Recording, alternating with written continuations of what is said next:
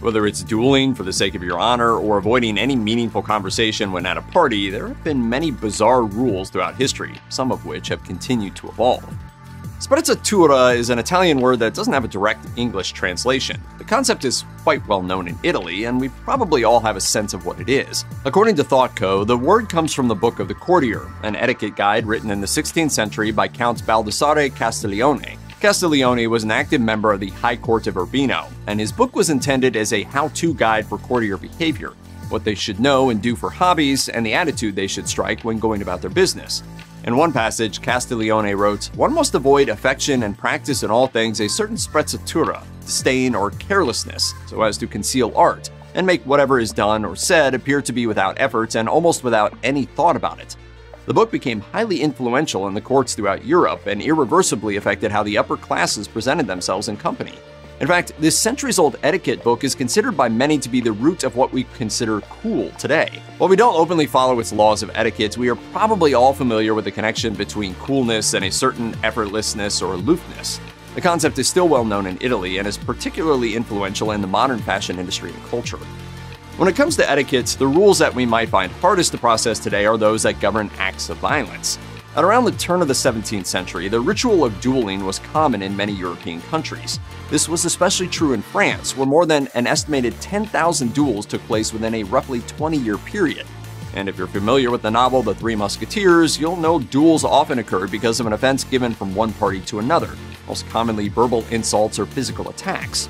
Here is my toast to Captain John Quinn. The offended party could challenge their agitator verbally with a slap, perhaps famously with the back of the glove, or even via a written note. The pair would then meet and duke it out with swords, sabers, or pistols. According to historian Jerry Walton, from the moment of the insult to the end of the duel, people were governed by a set of rules called a code duello. These rules sought to define how the brutal practice might be undertaken both fairly and honorably. Dueling etiquette was altered and adapted throughout the centuries and eventually died out, with the final French duel enacted under such guidance occurring in 1967. The Victorians were famously mad for etiquette and social ritual, which says a lot about the values of 19th century British society. In a busy social life filled with gatherings, salons, and regular afternoon visiting hours for friends and acquaintances, it was considered poor form for women to gift store-bought objects. According to Cynthia Bornhurst Winslow, this bit of etiquette was driven by the signals that homemade gifts, and the women gifting them, gave to the wider Victorian society. By also creating gifts with religious significance, women could communicate their own morality or chastity.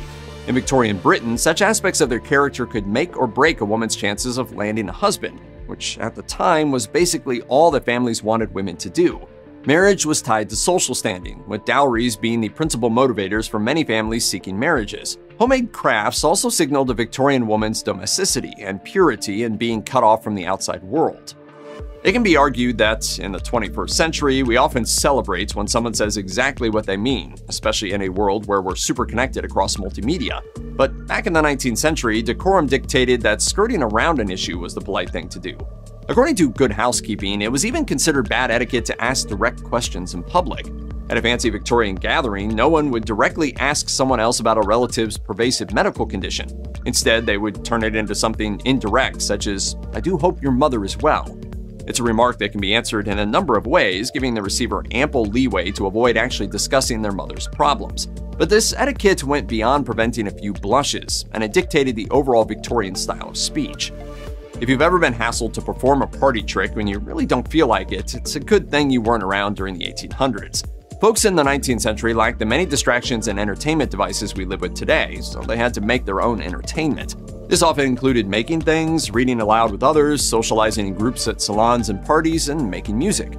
According to Past Factory, since sources of entertainment were so few back then, it meant that turning down an invitation to perform was considered bad form. Instead, etiquette dictated that whatever you requested to do, singing a song, performing a dance, or reciting a poem that you knew by heart, you did it without delay. Victorians were probably happy to oblige most of the time, but it couldn't have been easy on those days when they didn't feel like doing so.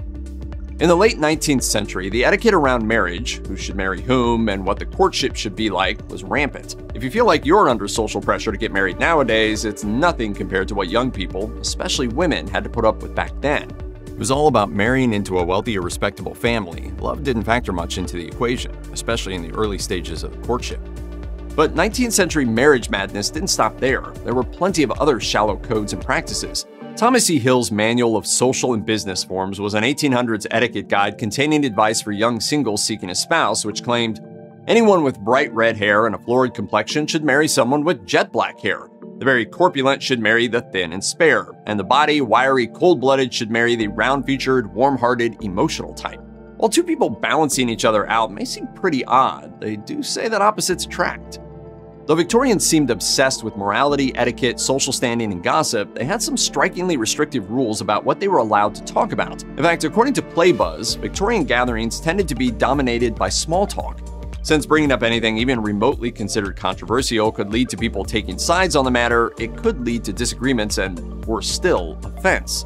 It's a far cry from the discourse in the 21st century, which seems to be made up of increasingly polarized opinions and stances, exacerbated by heated exchanges in person and online. But perhaps the Victorians did have their own version of an internet flame war, a strongly worded letter to the editor of the local newspaper. Though still practiced in some countries, chaperoning is arguably best known today as a plot device in old American sitcoms from the 1950s and 60s. Dating couples, or courting couples as they used to say, would be accompanied on their meetups by a third party. This chaperone would ensure the courting couple wasn't getting up to no good before marriage. According to the Las Vegas Mob Museum's Prohibition, an interactive history, this kind of 19th century chaperoning largely died out during the great social swing against conformity by young people in the aftermath of World War I. And it really isn't too difficult to work out why. As many sitcoms have made clear, chaperoning is a perfect recipe for an awkward night out. It also had the added bonus of ensuring that young couples didn't get to know each other in any personal or intimate way. New parents being overwhelmed by an avalanche of advice that's available on the internet is nothing new. Guidebooks claiming to be the authority on rearing healthy kids have been around for centuries, and some of this advice would look very alien to us today, or even downright cruel. Aside from the homely advice to bathe babies in lard and to calm them with shots of liquor, some of the worst offenders of parenting etiquette arose from pseudoscientific claims regarding the negative effects of physical interaction with babies. According to Slate, as recently as 1916, medical practitioners were warning that to bounce a baby on one's lap would run the risk of giving them nerve damage. Not much earlier, physicians were making the bizarre claim that playing with a baby before the age of 4 to 6 months caused the infant to develop physiological abnormalities. A saying that many may remember from their own childhood is that children should be seen, not heard. While it's often deployed today as a plea for some quiet time rather than being a parenting maxim, the phrase originated in England during the 15th century. It became especially representative of familial social attitudes in the 19th and early 20th centuries. It was, of course, a miserable childhood. The happy childhood is hardly worth your while. Today, most societies generally accept the childhood need for interaction, self-expression, and creativity. But according to the website How to Adult a century ago, the same people who were telling parents to ignore their babies were also telling them that their babies' brains were essentially blank sheets of paper. Until children were more fully developed as human beings, kids were not given the chance to share their own opinions or to properly interact with the adults around them. The expected childhood behaviors of quietness and meekness were reinforced in schools, where children were often taught discipline through corporal punishment.